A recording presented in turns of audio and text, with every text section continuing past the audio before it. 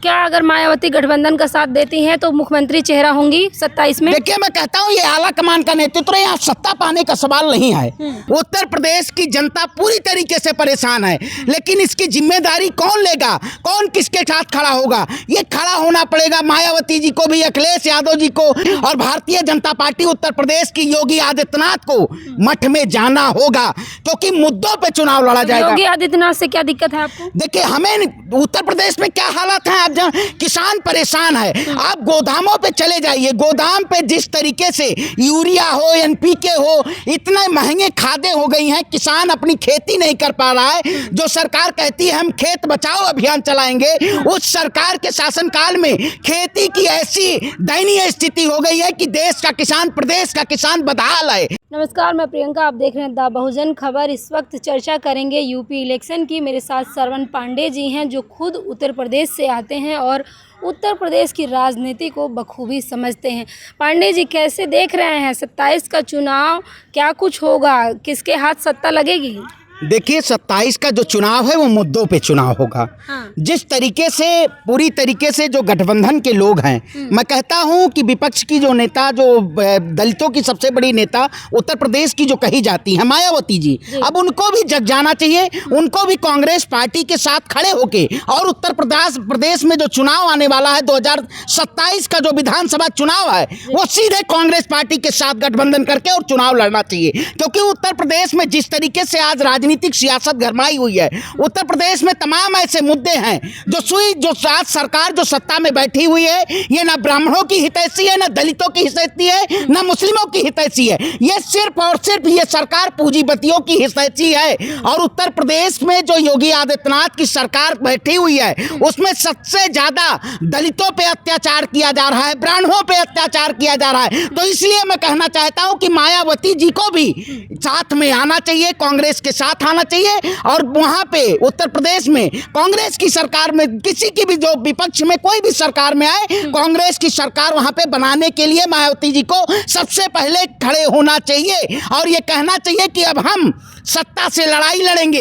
अगर आप बताइए, तमाम ऐसे किसानों के मुद्दे हो, महिलाओं के मुद्दे हो, भी उत्तर प्रदेश में जिस तरीके से लगातार अत्याचार किया जा रहा है, आपने देखा होगा अभी तमाम ऐसे राम मंदिर घोटाले का मुद्दा जो पूरी तरीके से चल रहा है, वो योगी आदित्यनाथ के सरकार की सबसे बड़ी विफलता है, और उस विफलता का जिम्मेदार योगी आदित्यनाथ जी हैं। उत्तर प्रदेश की जनता पूरी तरीके से परेशान है, लेकिन इसकी जिम्मेदारी कौन लेगा, कौन किसके साथ खड़ा होगा, ये खड़ा होना पड़ेगा मायावती जी को भी, अखिलेश यादव जी को, और कांग्रेस के साथ मिलके कांग्रेस की सरकार बनवानी चाहिए। किसी की, कोई भी एक जो लीडर हो सबसे अच्छा, उसकी सरकार बनानी चाहिए। और मौजूदा जो परिस्थितियां हैं, कांग्रेस जमीनी स्तर पर उत्तर प्रदेश में पूरी तरीके से संगठन के जरिए चुनाव लड़ रही है, और ये मुद्दा सीधे तौर पे सरकार के खिलाफ, कहीं ना कहीं पूरी तरीके से भारतीय जनता पार्टी के खिलाफ लड़ने की तैयारी की जा रही है। और 27 का जो चुनाव है, ये मुद्दों पे चुनाव होगा पूरी तरीके से कांग्रेस के साथ। हम चाहे ब्राह्मण हो चाहे दलित हो, कांग्रेस के साथ आ रहा है, और मायावती जी भी खड़ी होंगी। अब वो चाह रही है कि उत्तर प्रदेश की सियासत में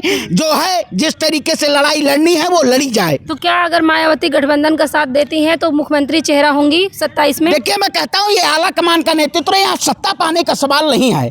सत्ता से हटाने का योगी आदित्यनाथ का सवाल होना चाहिए कि कौन हटाता, बाद में कौन मुख्यमंत्री चेहरा होगा ये तय कर दीजिएगा, लेकिन सबको एकजुट होके चुनाव लड़ना चाहिए। अगर आप एकजुट नहीं होते हैं तो भारतीय जनता पार्टी, जिसके पास पूरी तरीके से सारा तंत्र जिसके पास है, वो तंत्र के जरिए सत्ता में हासिल हो जाएगा और आपको मिलेगा कुछ नहीं। आपने देखा होगा बंगाल चुनाव की जो दशा रही, वही उत्तर प्रदेश के चुनाव में भी दशा रहेगी।